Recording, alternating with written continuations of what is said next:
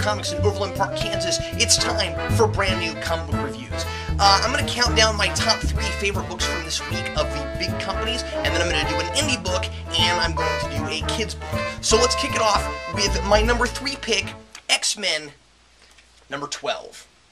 No doubt purposefully coinciding with X-Men First Class, this is the second in an arc titled First to Last, about an episode in the original X-Men's past that none of them remember. Suddenly they're faced with it again, and Cyclops is beginning to get his memories back of the events. The X-Men apparently once fought a group called the Evolutionaries, who will stop at nothing to make sure the mutants survive, even causing genocide of other races, which they've now done. They kill the entire Neo species because they were a threat to mutants. Well, I guess the Neo weren't the one. They're kind of reverse Sentinels, and they're even compared to the Sentinels in the issue. I really like their designs, very ominous looking, with big globes on their heads, and what look like bulbs for faces. They look like something out of the current Doctor Who. It's a classic X-Men type story. Professor X's struggle to find a way for humans and mutants to live in harmony versus other mutants who simply want to wipe everyone else out. I wasn't entirely surprised by who showed up to aid the Evolutionaries at the end, but it's still certainly a good hook to keep you reading. I'm kind of over these kinds of time stories with the X-Men, but I like that it's not time travel so much as the past affecting the future, at least so far. Some dynamite action, and it's a good move to have different artists for the then and the now sections, which are each really distinct from each other. I didn't read the first part and felt marginally comfortable following this, so if you're interested, you'd probably be okay starting here and moving forward. And my number 2 book this week is Moon Knight, number 2.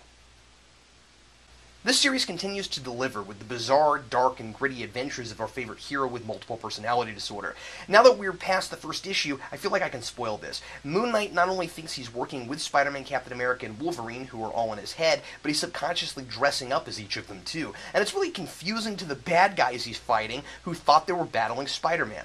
At first, the book tries to confuse us by making it difficult to tell whether Moon Knight's really talking to the real heroes or not, though we can be fairly confident if we read last issue that they're not real. And then Maleev does a great job of keeping everything straight during the fight scenes by showing Moon Knight in Spidey garb while the others talk on the sidelines, but in black and white, clearly in his head. And I love the surreal image of Spider-Man with Wolverine claws.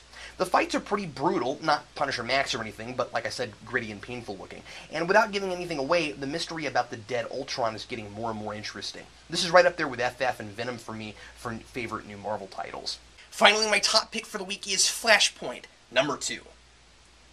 I can't really talk about the awesomeness that is this series without giving stuff away, so I'll be careful. I really didn't expect to enjoy Flashpoint anything like as much as I have been. But wow, is this what I want in an event. If there must be events, this is what we need. Unpredictable, highly creative, and jaw-droppingly dynamic artwork.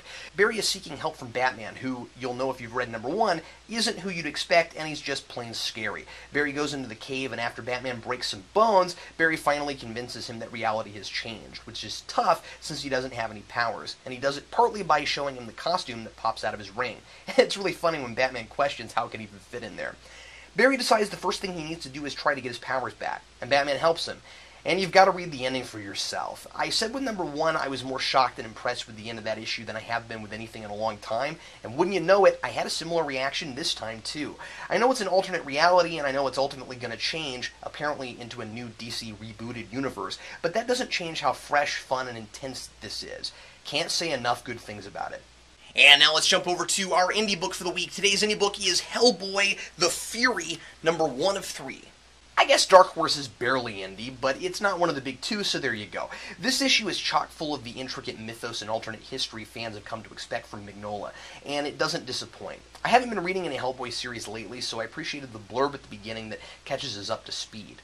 Hellboy's in a really interesting place right now. Apparently he's learned that he's the descendant of King Arthur and is therefore the rightful king of England.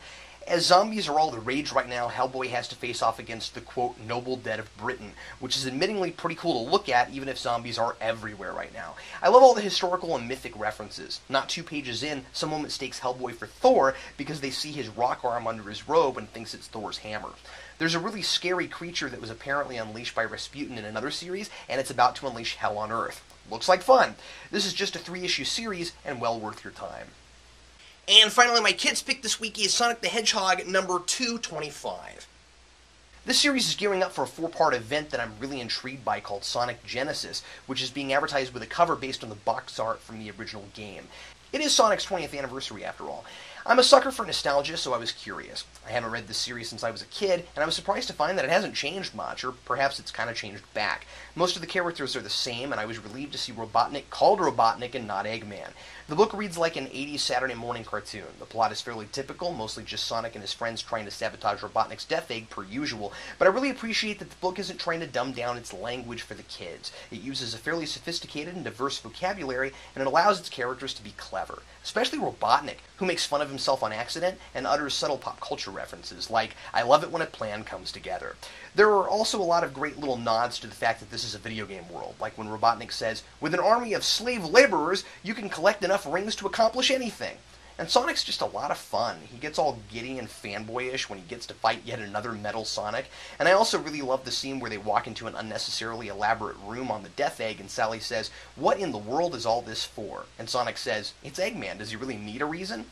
Not the deepest story ever, naturally, and I did get a little tired of Sonic and his friends constantly giving us exposition and dialogue about stuff that happened in previous issues. But if you're looking for a comic for your kids, look no further than Sonic the Hedgehog. And if you're in the mood for some 16-bit nostalgia yourself, this is great stuff. Other books I've read this week that are worth your time: Batman Beyond, number 6. Blight's back and Bruce makes a really bold move with his company. Fear Itself, number 3. The plot thickens as the Thing becomes deeply involved in the madness, and the tension between Thor and Odin really comes to a head. Heroes for Hire, number 8. Spider-Man is stuck in a fight with a scorpion for the amusement of paying customers. And finally, World of Flashpoint, number 1. Get a sense of the broader scope of the war between the Atlanteans and the Amazons. And in case you don't already know about it, I wanted to mention the Flashpoint buttons.